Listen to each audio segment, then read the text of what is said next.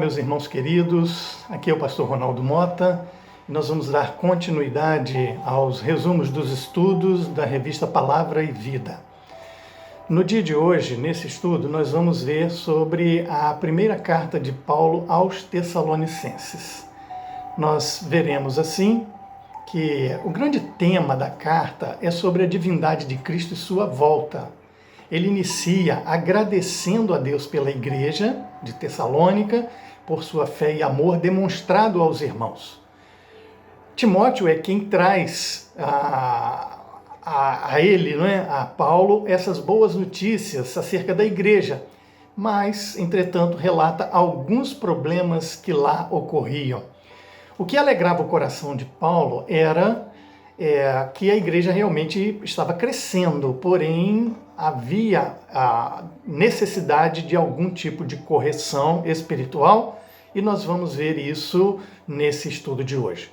Ao falar desta gratidão a Deus nas suas orações por ser uma boa igreja, firmada na doutrina, cheia de fé, de esperança e amor, ele vai dizer os motivos pelos quais a igreja crescia. Qual o parâmetro para medir o crescimento de uma igreja na visão do apóstolo? Para ele, para Paulo, uma igreja que cresce é aquela que serve de exemplo nas suas virtudes cristãs. O número de membros é importante, com certeza, mas o que conta para o apóstolo Paulo, de fato, é o que ele retrata no capítulo 1, versículos de 1 a 10, que ele faz aqui a sua oração de ação de graças pelos Tessalonicenses, e aí, então, ele agradece a Deus, fundamenta tudo isso, na pessoa de Deus, o Pai do Senhor Jesus Cristo. Isso deve levar a igreja a viver em amor, a viver a fé e a esperança como amada e eleita por Deus e que na perseguição é capaz de demonstrar paciência. Claro que o testemunho e a evangelização também não podem faltar na vida da igreja que está pronta para a segunda vinda de Cristo, que é o tema central, a divindade de Cristo e sua volta nessa carta de Paulo aos Tessalonicenses. O que fez de fato essa igreja crescer forte assim? Paulo vai dizer, a partir do capítulo 2, que foi uma liderança firmada ali na igreja, onde ele deu o testemunho dele, e assim como existe liderança em casa, exercendo o seu papel pai e mãe, bem como em todas as instituições humanas, no governo, nas organizações, nas empresas, também é fundamental na igreja para que ela cresça unida. A atitude do líder pode fazer toda a diferença no crescimento da igreja. E é assim que Paulo começa a sua orientação a esta igreja.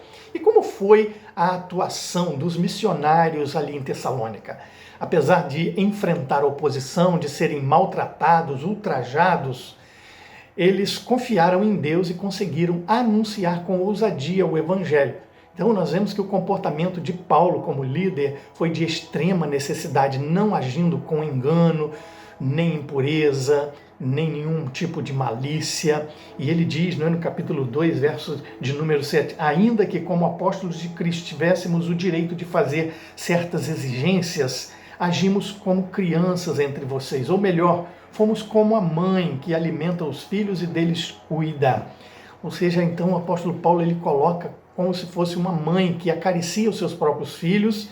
Ele usou de linguagem abençoadora, sem bajulação, ele vai dizendo assim nos versos seguintes, ele não trabalha por ganância, a sua atitude era de mansidão e carinho, verso de número 7, embora pudesse até exigir o seu sustento, mas ele não fez. E ainda como um pai, no verso 11, ele diz, e sabem que tratamos a cada um como um pai trata seus filhos. É assim que a liderança deve tratar os membros da igreja. Ele trabalhava dia e noite, diz ele aqui, não para ser pesados, para não viver às custas de ninguém. E sua vida, então, era exemplo de equilíbrio, de modo piedoso, de uma vida justa e irrepreensível para com os membros e para com aquela igreja. Então ele os exorta, e isso de modo individual, para que cada um deles também pudessem viver de modo digno de Cristo. Como é importante a liderança na igreja. Embora a igreja crescesse, ela estivesse firmada na doutrina, o apóstolo passa a instruí-los em um assunto que trazia grande desconforto, que era justamente a questão que nós vamos ver agora, no item 2, que fala daqueles que dormem no Senhor, os mortos em Cristo. Então nós vemos que ele vai falar acerca disso a partir do capítulo 4, versículo 13. Agora, irmãos, não queremos que ignorem o que acontecerá aos que já morreram, para que não se entristeçam como aqueles que não têm esperança. Paulo, então, não queria que os tessalonicenses ficassem na ignorância acerca da morte e dos que dormem. Para ele, não é um sono, a morte é como um descanso, é como que estivéssemos dormindo. E essa ignorância não deve fazer parte da vida do cristão ainda hoje. O fato é que a morte nos acompanha desde o primeiro dia de vida, desde o momento que nascemos, que começamos a respirar. A única certeza que nós temos é a morte. Morre fisicamente, e o ser humano é a única criatura que tem consciência da morte como um fato inevitável. Para o crente, há mais uma possibilidade, e isto é que é gratificante. Além da morte, esperamos a volta de Cristo. Sobre os que dormem, diz ele aqui neste verso de número 4. É como se fosse uma metáfora que era usada na antiguidade pelos gentios, pelos judeus e posteriormente, agora aqui, nós vemos pelos cristãos para se referir aos que morreram.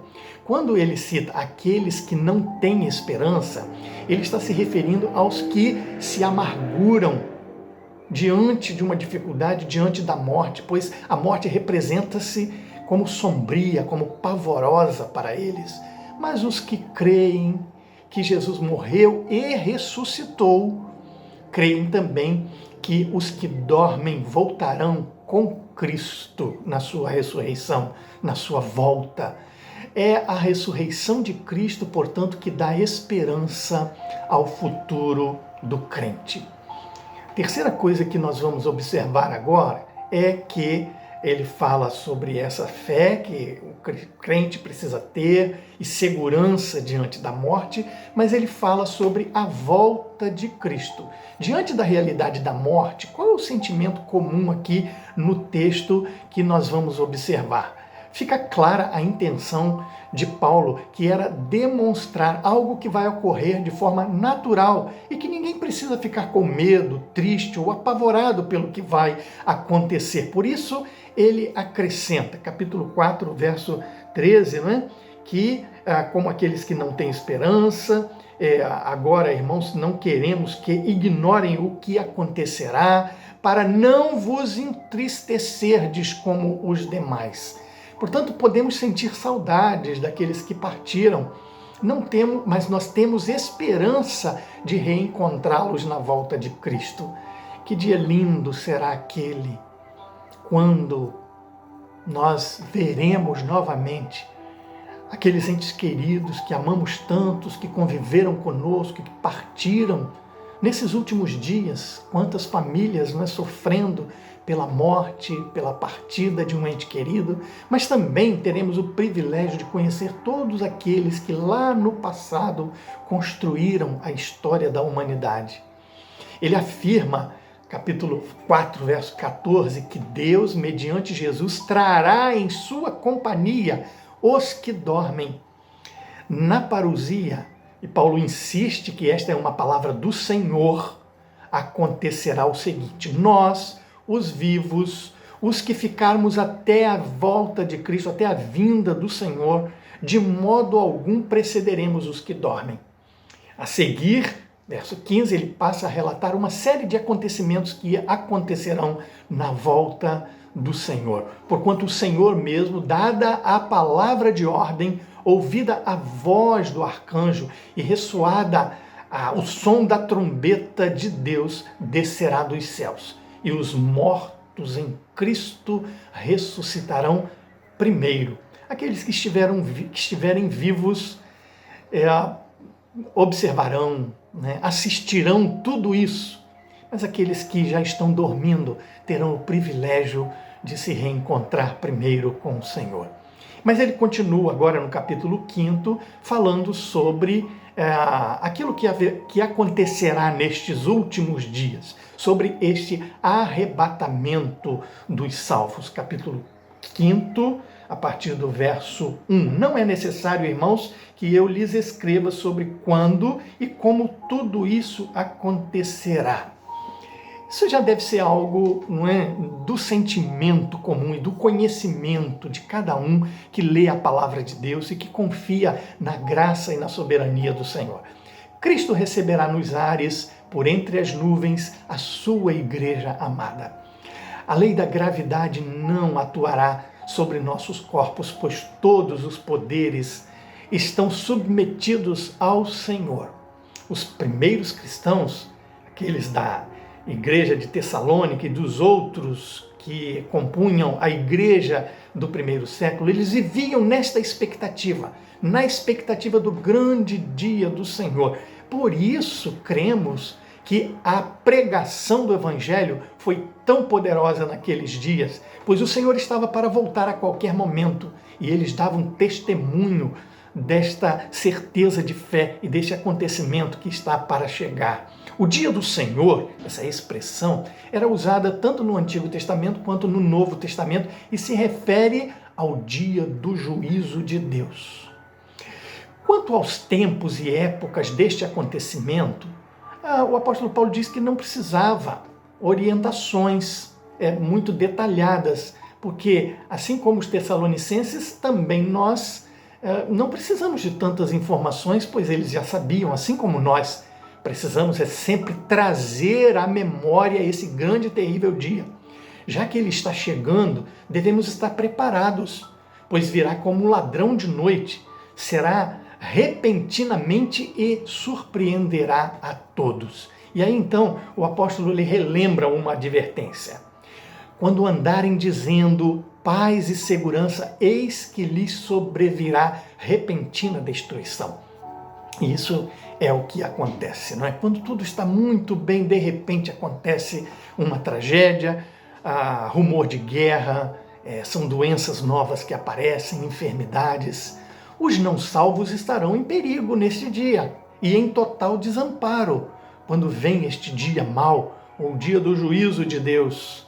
Hoje todos desejam paz, mas se recusam a estar em paz com Deus. Todos os meios e recursos usados hoje são insuficientes para trazer paz. Basta a gente ver os noticiários sobre armamentos, sobre terrorismo, rumores de guerras, enfermidades e tantas outras coisas. Sabemos, no entanto, que somente o príncipe da paz será capaz de implantar a verdadeira paz na nossa vida e na comunidade e na humanidade inteira. A ilustração que ele faz aqui é de dores de parto e se refere àquela que está para dar à luz e mostra que a vinda será repentina e irreversível. Versículo 10 diz que de maneira nenhuma escaparão e os sofrimentos se tornarão intensos e agudos. Haverá manifestações, pestes, rumores de guerra, terremotos, agitação mundial, incredulidade, esfriamento da fé, sinais no sol, na lua, problemas na ecologia, nós já estamos vendo inúmeros. Estes são apenas sinais mais fortes de que Cristo está voltando. Qual deve ser o nosso comportamento? No verso 5 ele diz que nós somos filhos da luz e do dia. Nenhum ladrão poderá nos surpreender, pois não somos da noite nem das trevas. A postura do crente diante desta situação deve ser de estar bem acordado, vigiando como pessoas sóbrias. Temos à nossa disposição uma vestimenta, diz ele aqui, não é? No verso de número 8, a nos proteger. Nós precisamos nos vestir da couraça da fé e do amor, tendo por capacete a esperança da salvação. Concluindo gostaria de dizer que a igreja de Tessalônica era uma igreja forte, crescente no amor. No entanto, apesar de ter sido evangelizada por missionários que lideraram com dignidade e amor, ensinando a doutrina da fé, os fundamentos, não é, da igreja, mesmo assim ocorreram erros de interpretação quanto aos mortos, aos que morrem, e quanto à vinda do Senhor.